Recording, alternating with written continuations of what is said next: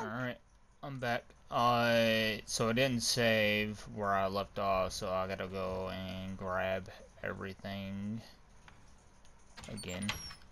Well, not everything, because I just did some of the stuff before I started this video.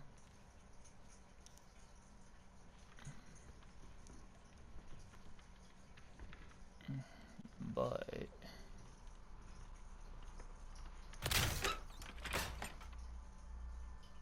some of the stuff I forgot already. So let's just do what I... Possible titles. The Texas Chainsaw Massacre wasn't the first or even second title of the film. The first two working titles were Head Cheese and Leatherface. Head Cheese was the first working title of the film, though, for most of principal photography. Leatherface was the working title until late into production, when it was finally given the official title of The Texas Chainsaw Massacre. Kim Henkel and Tobe Hooper intended for the title to be spelled Chainsaw, but once the press were sent information on the film, and when the original poster was produced, the spelling got twisted into Chainsaw. Okay. But yeah, some of the stuff I might end up doing over again. I know this one, I know that it's... Oh, there's something right here. Oh! I don't remember that. Cool. I know I did this thing downstairs.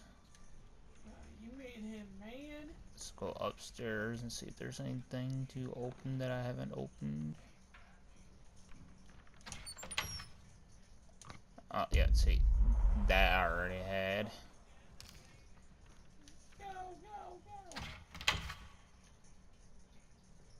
Alrighty then.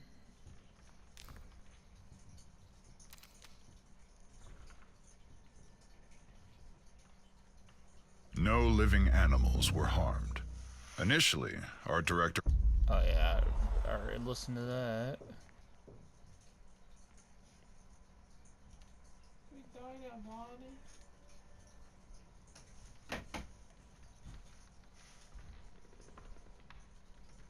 I already opened that. I remember listening to that. Let's go and... Nope, not in here. Is there anything to grab in here? I don't remember. No. What? Go underneath. Haven't been in here. I can't claim my challenge. Oh, door closed. Oh, there you go. I don't know like that. Box office success. The Texas Chainsaw Massacre grossed over $30 million at the box office in North America and sold over 16 million tickets. With inflation, the film would have made over $150 million in box office earnings today. Damn. Spring of '73. Kim Henkel and Tobe Hooper spent January and February of 1973 writing the script, but production moved on rather quickly after that. They were shooting the movie by summer of 1973. Production manager Ron Bozeman would go on to work on another film that featured cannibalism. In 1992, he won an Academy Award as a producer for The Silence of the Lambs. Interesting. Is there anything for me to grab? Oh, yeah, here's that.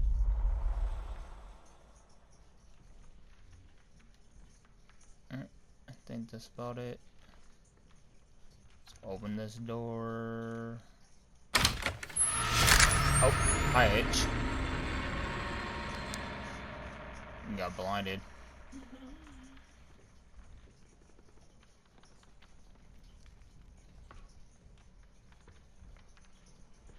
Okay, this is that, and this is that.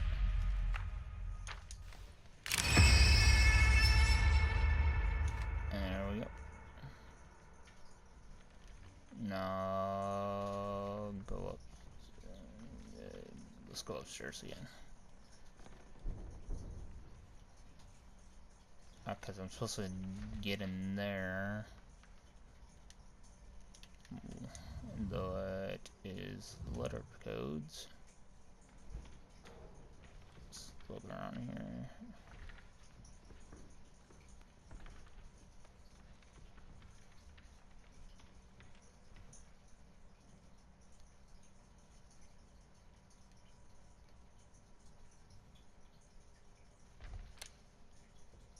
Oh. That's what it spells meat.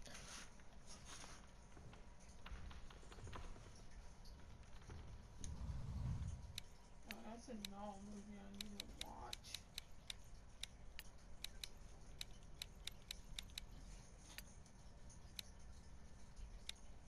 I need to watch Oh, it's supposed to be go this way. too. There we go.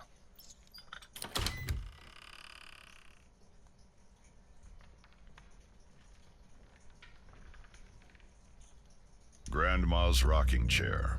The remains of the mummified grandma, or even any mention of grandma, was not in the original script. Art director Bob Burns added her into the set to show that there were women in the family's history. Interesting. The Hitchhiker's origins. According to actor Edwin Neal, he based his performance of the hitchhiker on his nephew, who suffered from paranoid schizophrenia.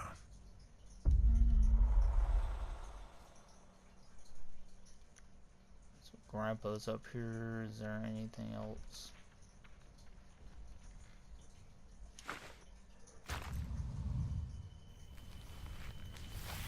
Oh, got a little cutscene type of thing. Oh crap!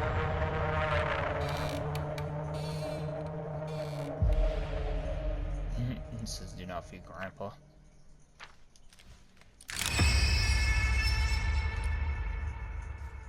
Okay. Turn in the checklist.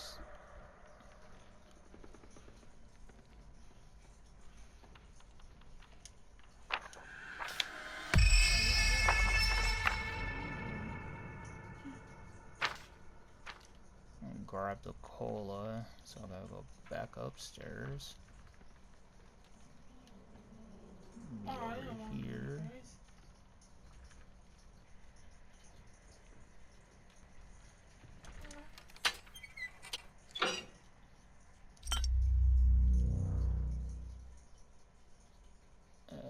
I'm guessing.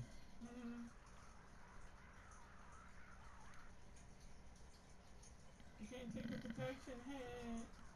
The only thing that's not blurred is the 1939, so let's see if that works.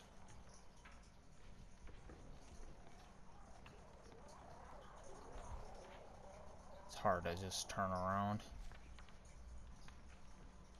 Nope, it's not that door. Didn't count protection hit. It's this door. It's gonna be hard.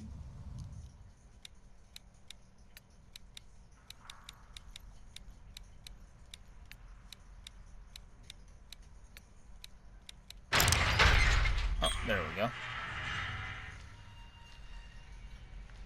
Open sesame. Oh, there's another checklist. Killing time, pig-headed bad dancer with a killer arm, hand burger, basement storage, and frozen finger cooldown. Okay. Skin. The practical effects of Leatherface's skin mask proved a difficult challenge for Bob Burns, the art director for the film. Mary Church, who had multiple responsibilities on the original film, including continuity and stunt coordination, noted that Bob spent weeks trying to come up with just homemade varieties of stuff that sort of looked like dried skin. I remember him being concerned about expression, or not being able to do expression, and that there probably needed to be other expressions maybe on the face. Okay. Mask, prop, or wardrobe for the role of Leatherface. When Gunnar Hansen had his first meet and greet for the role of Leatherface, Toby Hooper and Kem Henkel were impressed with his size and stature. When Gunnar walked through the doorway into their meeting, Hooper noticed how much space of the doorway Gunnar took up. They knew right away that Gunnar had the physical traits for the iconic role. That's awesome. Alright. Guess I add that to my thing.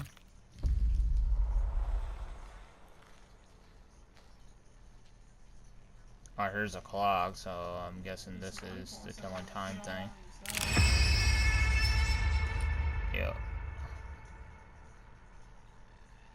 I can't get one protection hit because they both of them take one.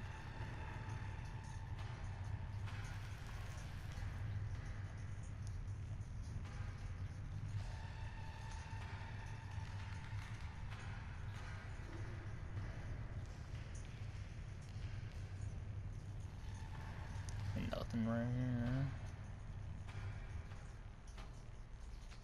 I heard something.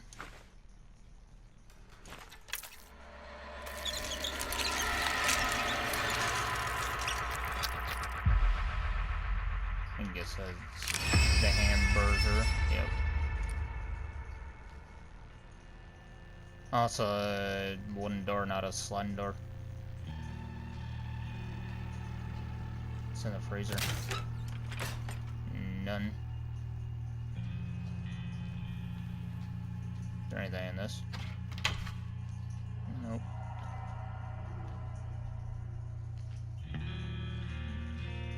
I like the music. Trying to get protection hit, I don't want to do it. I'm dead.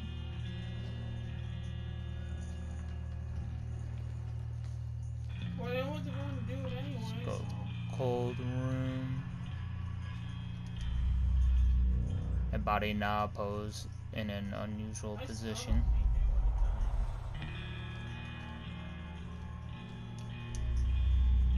Some say you can read the future by burning bones, but what about freezing them? Okay, please stop using the freezer to store your lunch leftovers. Lock code reminder: bones, bracelet, cast, body. Oh, they have locked. Impossible to tell how it lost its toes.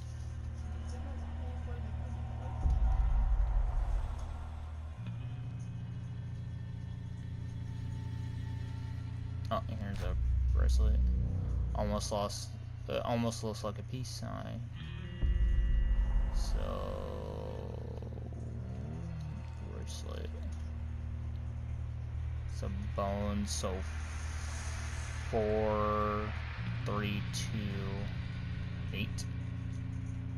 I'm guessing. Because that does look like an 8. 4, 3, 2, 8.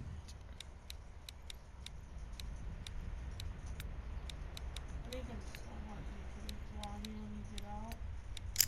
Yep.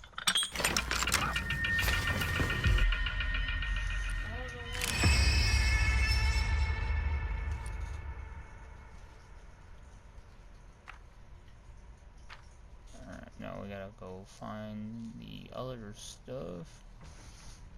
Leatherface mask.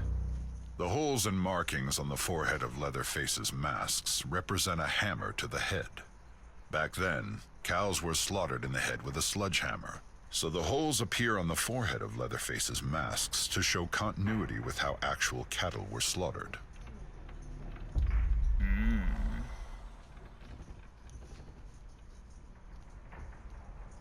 Oh, it's so cool. Now do I need to take a picture of you? Nope. Use item. Use item. Leatherface speaks. In the original script, the infamous dinner scene was quite different. Leatherface had scripted, though completely unintelligible, lines. As Gunnar Hansen recalls, they were written out. His first line is, A-A-A-O-U-U-U-Ber, and then, Abe-Goba Aji-Ima. According to Toby Hooper, these lines had actual meaning behind them. Hansen's script notes pointed out that the first line meant roughly, "How are you? Welcome home. Supper's almost ready." The next line meant, "I've been a good boy." I got 'em all. Interesting. Toby Hooper found novel ways to introduce drama into his picture. According to lead Marilyn Burns, Sally, Hooper would gossip around the set to create animosity between her and Paul Partain, who played Franklin. Toby would come up and tell me that Paul said something about me. Then Toby was going to Paul saying Marilyn said something about you, getting us really upset with each other. So we're doing this scene that didn't require any acting at all. I was ready to kill him. Interesting.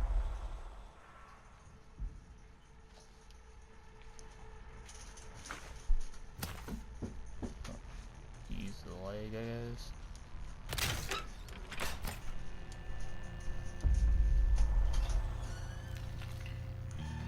Masks. The Leatherface masks would become iconic, but they were hard to see through. Gunnar Hansen explained, the masks had one unfortunate feature. Their eye holes were small. They fit snugly, but not around my eyes. And the further the eye holes were from my face, the less I could see. It was like looking down a long tube. I could see only what was directly in front of me. All natural masks. Art director Bob Burns performed a significant amount of trial and error to perfect the Leatherface mask. Ultimately, he landed on liquid latex and thin insulation, which aged naturally and yellowed.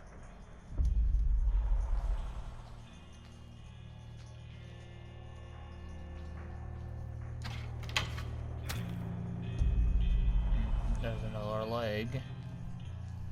I already listened to that. Chainsaw. Gun Interactive digitally scanned an original chainsaw model that was used in the 1974 film, and then made the necessary adjustments to ensure it was as accurate as possible to what was seen on film nearly 50 years ago. Interesting.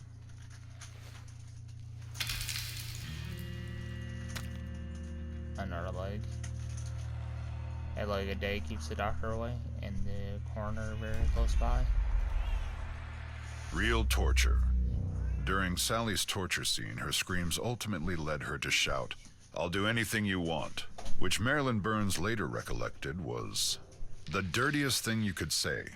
It was pretty damn serious. Nowadays, it comes out of everybody's mouth. Now they're doing it for free, they're jumping into it. But in those days, "I'll do anything you want," you just didn't say that. You never said that. Burns continues, though, that Sally's torturers, the Slaughter family, don't comprehend that because it's not the result they desire.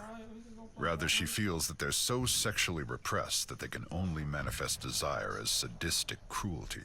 What makes them even more horrific is the sense that they gather excitement by watching women suffer. Behind-the-scenes photo, Bull. During research production for the Texas Chainsaw Massacre game, Gun Interactive's creative director Ronnie Hobbs, executive producer Ishmael Vicens, and brand strategy lead Matthew Zepp traveled to dozens of locations in rural Texas. Thousands of photos were taken to capture the essence and authenticity of the Texas countryside. During one of these trips, the team at Gun stumbled onto a farmhouse they thought was abandoned, but little did they know they would meet a new friend. A massive bull in a nearby gated field with horns that stretched 4 feet end to end. However, the gate itself was not closed, so the team from Gun found themselves face to face and only 5 feet on the other side of this open gate with this giant freak of nature. The Gun crew were initially terrified, but they carefully and meticulously walked around the fence while keeping their eyes on this massive creature. They were able to shut the gate, and any crisis was thankfully avoided. That's interesting. I would have been freaked out too. Big animal right there.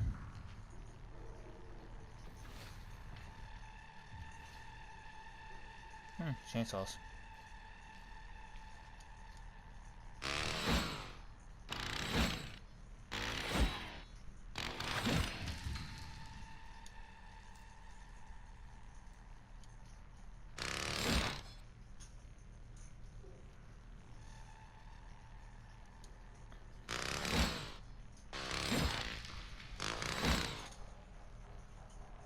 Okay, that's 3.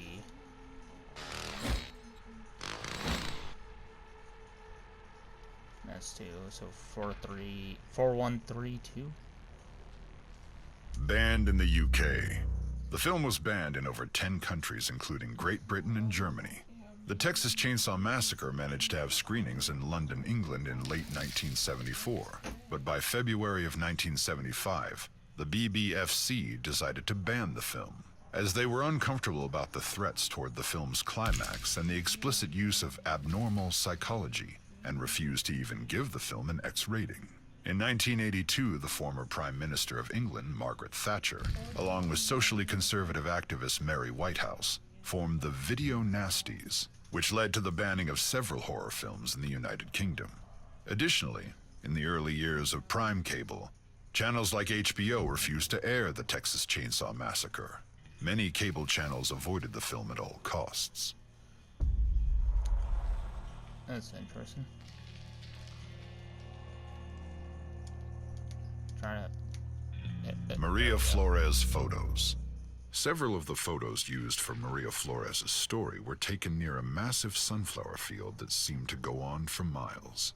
While stunningly beautiful, this area was also infested with rattlesnakes. Thankfully, the Gun Interactive crew persevered after a few close encounters with the venomous snakes, and were able to capture thousands of photos to help build the lore of our game's catalyst, Maria Flores. Daddy, how do I select my prestige? My prestige people. Oh dear, what a gorgeous specimen.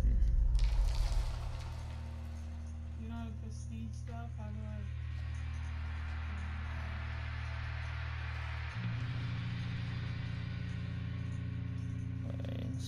Preset, how do I put my So, preset? 4, 1, 3, See, I saved all of them and it changed my 2. stuff. Why didn't it work? Yeah. Okay. Guess Playing I'll with fire. Early on during filming, Gunnar Hansen asked Toby Hooper, get to it "How are we later." going to shoot the scene where I get chainsawed in the leg?" Toby Hooper replied, "I don't know, but don't worry about it because it's the last shot of the movie." For the climactic ending of the film, the crew wrapped a metal sheet around Gunnar Hansen's leg with a stake taped to it, and a blood bag taped on top of that. Originally, he thought it was a crew member who would run the chainsaw cutting into Gunnar's leg. But Gunnar insisted he would do it himself for fear of the crew member accidentally sawing his leg. The saw didn't have its actual teeth attached to it, so they had to make modifications to the saw itself. At first, Gunnar thought he had sawed his leg, but his leg did become badly burned from sawing into the metal plate that was protecting it. Interesting. Like, I wouldn't trust anybody else neither, like, for real. And if you you do it yourself, that's you can't blame anybody really, except yourself.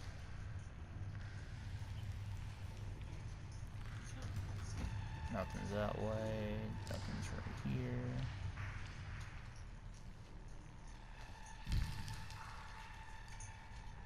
Is there anything this way?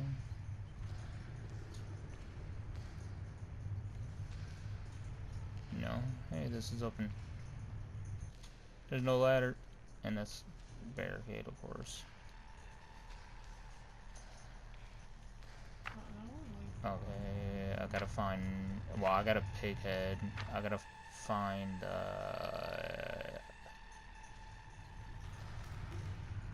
was it, killer arm? I don't have killer arm, do I? No. I'm stuck. Oh, there we go.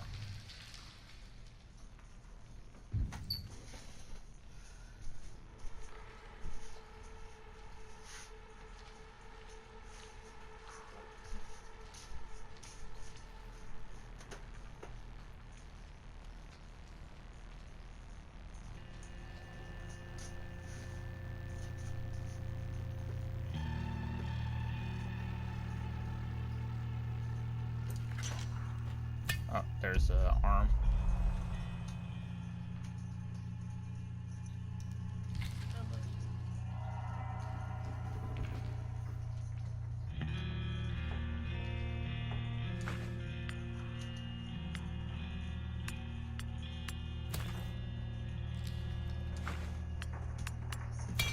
think I'm doing this correctly. Yep.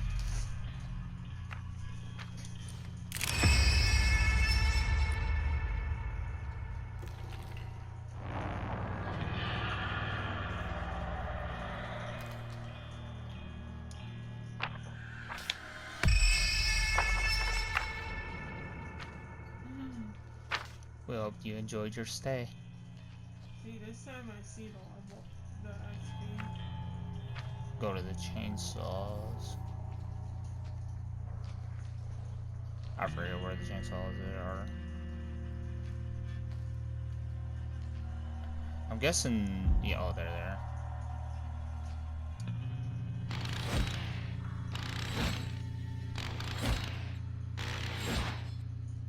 Yeah, that's 4. 1.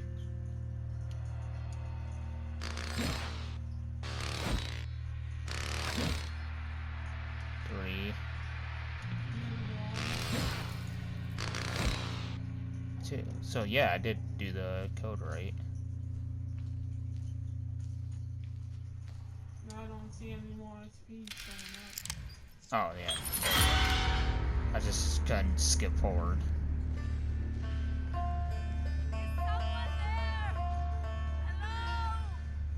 I'm coming. Help me! I Please! don't see any more XP showing up. Hello?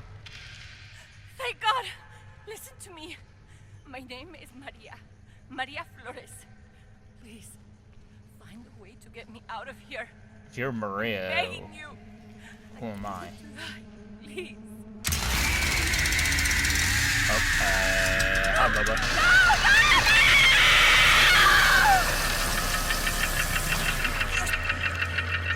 I'm dead, apparently. Museum mode completed. Photo exhibitions unlocked. Okay, is that it? Oh, that's cool.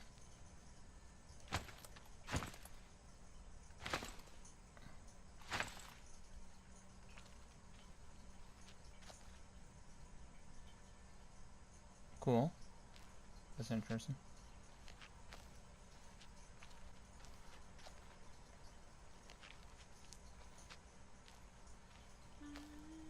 Stretch of road. Gunnar Hansen had several weeks to physically prepare for his role as Leatherface. I started walking in my neighborhood before dawn, but quickly tired of the dogs chasing me. So I found a field, paced off a mile, and then started walking and jogging. Soon I was jogging that mile, and eventually I could run the entire distance. Interesting. Ooh. Wrong button.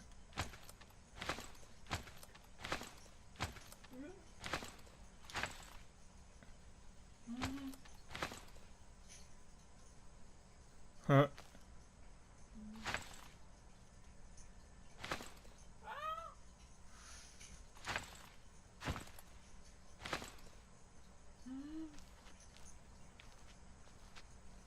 We done? We're done. Is there a bun over here? No. Oh yeah, I remember I already opened that.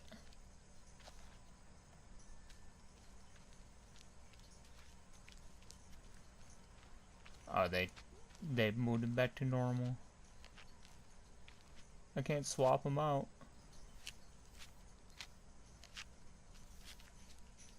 The opening shot. The armadillo in the opening shot of the film was an actual armadillo that production designer Robert Burns found on the side of the road and taxidermied himself.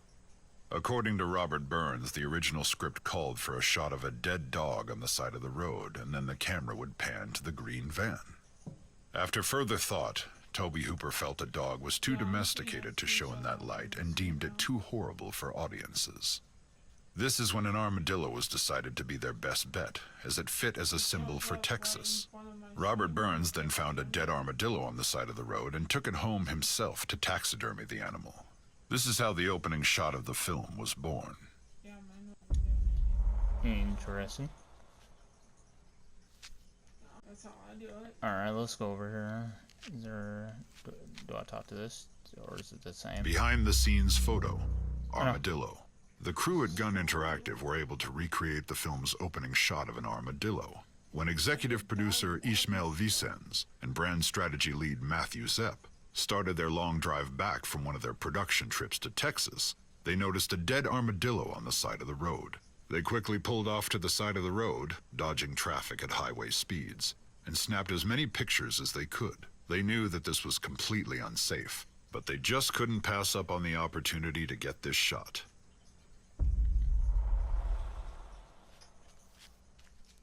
Nope, can't go that way. That's where it ends in an actual match.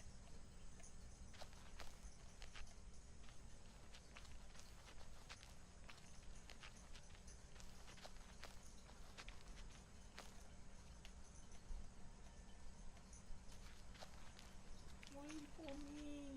Okay. Oh, here's a button.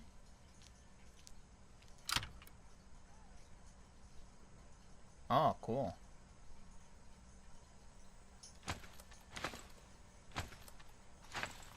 And you can swap it out.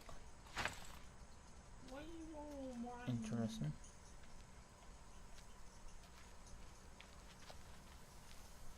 Is there anything in here? I think they changed some of this up. Nope. Oh. None.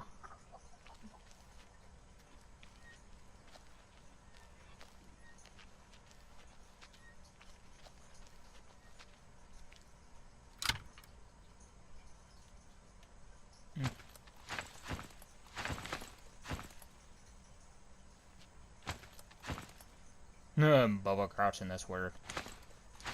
Well, I like Johnny crouching was weird too. And Nancy.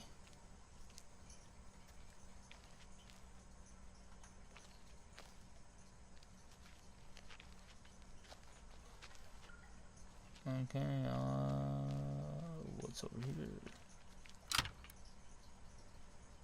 Oh, here's Johnny. Leland. Sonny, Danny, Anna, Connie, Julie, Virginia.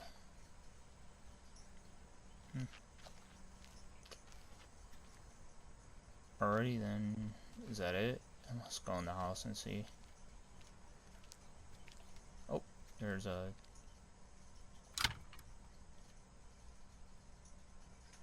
you got her, or, well, you got them.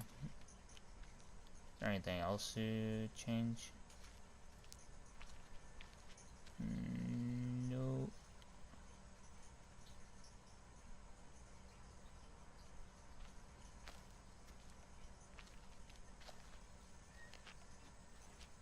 Anything over here?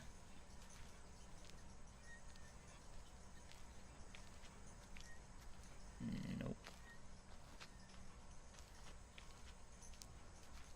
Alright, listen to that truck.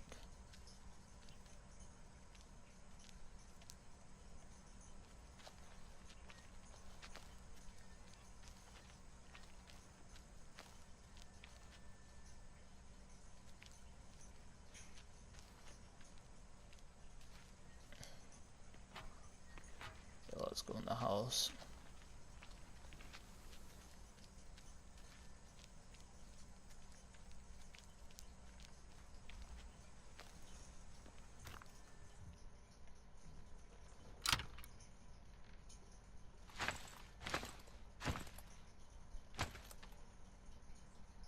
That's a good stance. I like that.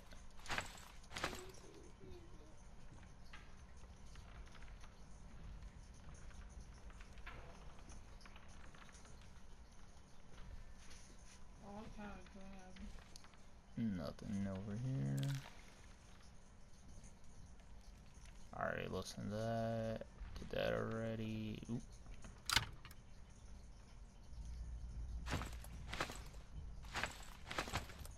Hey, do you think I can jump that? Interesting. You think I can make that? Hey! There's a wall.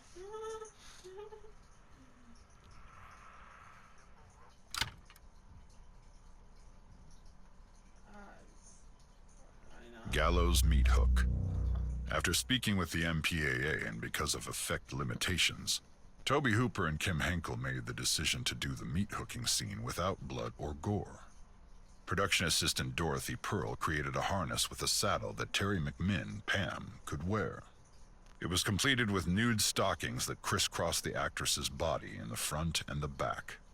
The longest McMinn could hang on the hook with the harness was about 1 minute. Dorothy Pearl had to design the harness with the female anatomy in mind because all the weight was being distributed to the actress's lower region. According to the film's screenwriter Kim Henkel, one of the inspirations for the infamous meat hook scene was a scene in the 1931 film Frankenstein. Interesting.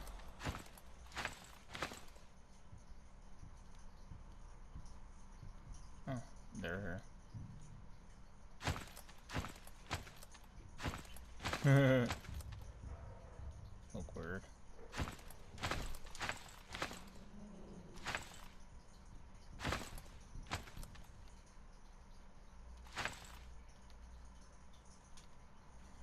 His lips started moving.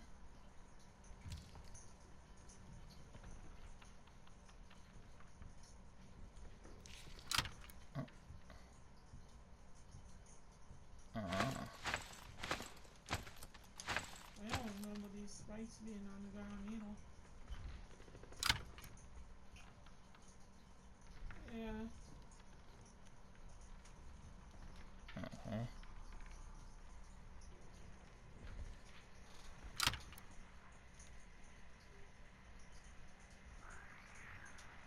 And it doesn't look like I can swap them. Let's go upstairs. Oh, I haven't opened this, did I? Oh, nope. One outfit, 32 days. Actors only had one set of their wardrobe. The actors had to wear the same clothing for the entire 32-day shoot, 12 to 16 hours a day, 7 days a week. For fear of fading or being damaged, they couldn't wash the clothes.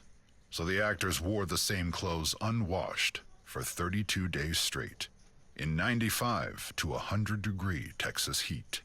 According to the crew, Gunnar Hansen stunk of body odor worse than anyone on set by the end of the shoot. Oh, dang. He probably stunk the worst because he was moving around so much in that movie. Like he was running.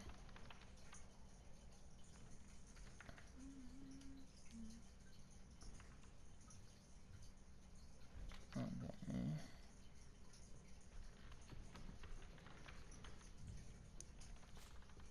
I already listened to all that.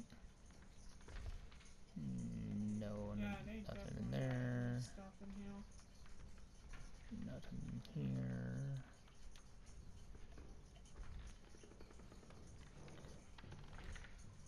I already listened to that.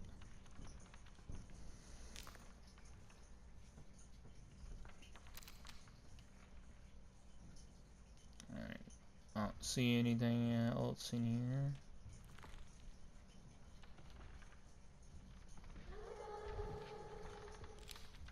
What the heck was that sound? Alright, let's go downstairs.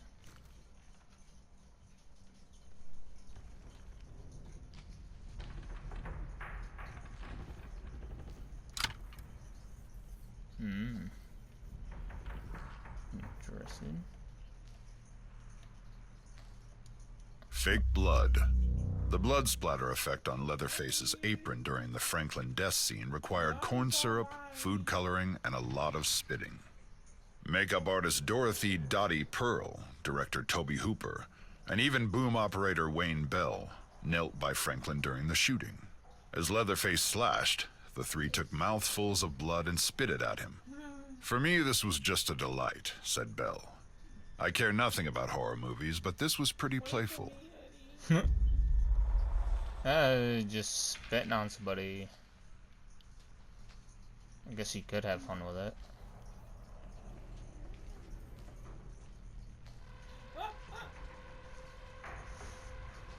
Alright, listen to that. Yeah. Alright, listen to... Oh, there's a button. I'm not that far from you. Oh, it's Johnny. So nice. Alright then, can't switch Johnny out. Is there anything over here? Nope. Alright, here's a button.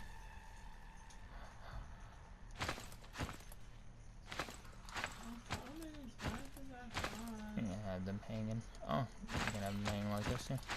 Interesting. Can you have two Lelands?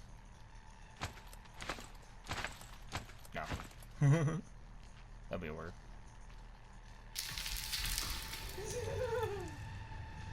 Anything over here? No buttons. You passed it a few times. No buttons.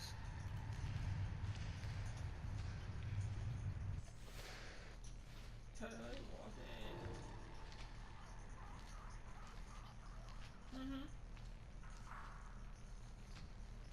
Oh. How the music is made. Numerous instruments used by Wayne Bell to create the music were children's musical toys. According to Bell, many of the instruments used to create the music of the Texas Chainsaw Massacre were cymbals, xylophones, and shakers. Being that Bell is a drummer, a substantial number of cymbals were used. The audio team also used Bell's K stand-up 5-string bass with a movable bridge which allowed them to change how high off the board the strings are. This brought out the strong sounds of the bass. Additionally, the sound team used a bow, plucking and rubbing various items on it. It costs like 150 coins. Yeah. Change that to a regular door too, instead of being a metal door. Yeah, and I want to show this off too. Ah!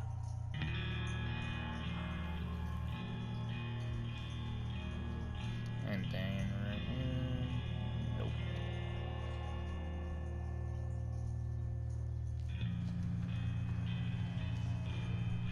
I'm moving fast, holy crap.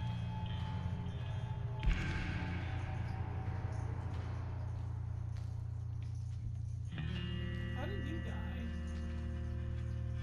Okay. Oh, Oh, they took off the chainsaws. God, Can't go back there. See, look, Eddie, you can buy something else. Okay, let's see if I can go buy Maria and see what happens then.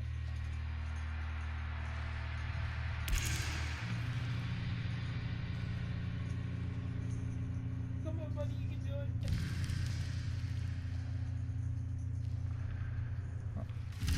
Can't do anything over here. Barricaded. See, look, anybody else?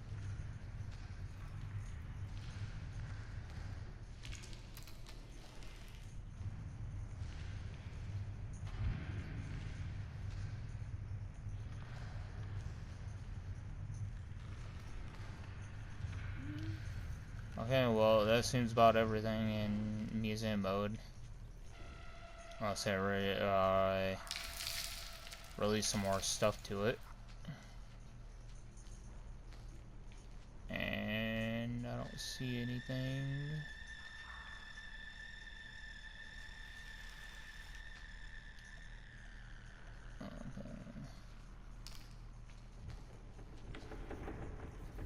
Alright, well, I'm not seeing anything else. I'm gonna show you it all. No, it's the same one. Alright, well, if you guys enjoy the video, be sure to sub, Well, apparently not. comment, and like. And Yeah, Oh, I haven't done the TV yet. The Apprehension Engine. Gun Interactive's own Wes Keltner led the direction of music for the Texas Chainsaw Massacre game. One day, Wes was at home brainstorming, and in the background he had 2015's The Witch playing. He wasn't watching the film, but was more listening to it. The sounds and music in the film struck him as he was listening. He asked himself, what instruments are they using to make those unique sounds? It turned out, those sounds were created by an apprehension engine. Wes was able to track down Tony Dugan Smith, who makes roughly 6 of these instruments a year, and was informed that the apprehension engine took around 7 months to build. Wes then had the honor to have a meeting with film composer and creator of music for The Witch, Mark Corvin. It was at this meeting where Corvin said, "Forget everything you know about playing guitar and other instruments. Approach the apprehension engine like a child, and experience and discover." From there, the direction of sounds for the Texas Chainsaw Massacre game were born. Okay, interesting. Is there anything out here? I'm trying to bypass this. And he died. Nope. Why is there a speed? Can't go that way.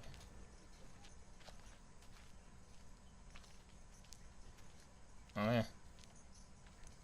Well, that seems about everything.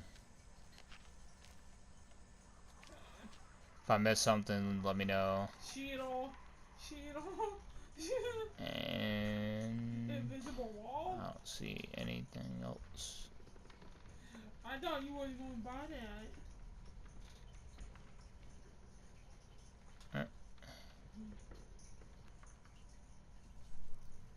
Okay, and I will see you guys next time.